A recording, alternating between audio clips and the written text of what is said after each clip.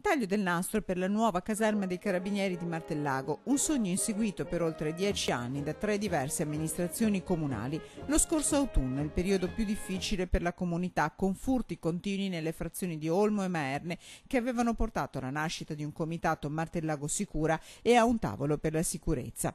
Operativa da alcuni mesi con 10 militari, 9 uomini e una donna in servizio attivo, la caserma è stata accolta con gioia da tutti i cittadini. In prima fila a festeggiarla i bambini dei Grest parrocchiali, ma in tanti hanno sfidato una calda giornata di sole. 10 anni che volevamo la caserma ai Carabinieri e stavolta è stata fatta, bene così. È meglio che abbia fatto questa caserma qua, perché era tanto che aspettavo. E adesso vedo che neanche nella mia strada diverse volte che passa i carabinieri che sorveglia spesse volte.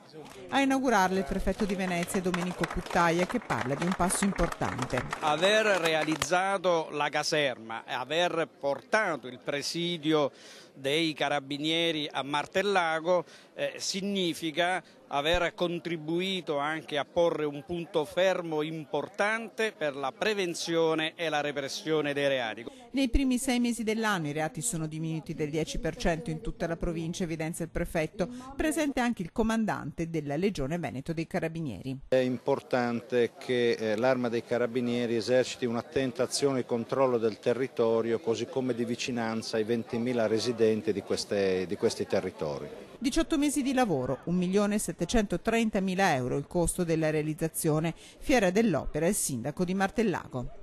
Avere i carabinieri con noi è una tranquillità, diciamo una sicurezza in più, e anche, ecco, come dicevo, c'è una grande attenzione dei carabinieri da un punto di vista umano e di attenzione. I miracoli non si fanno, però sicuramente una presa maggiore di tutti, una presa di coscienza maggiore, un'idea di controllo di buon vicinato, che significa darsene a mano come una volta a sentirsi parte del territorio, credo che insomma porterà dei buoni risultati.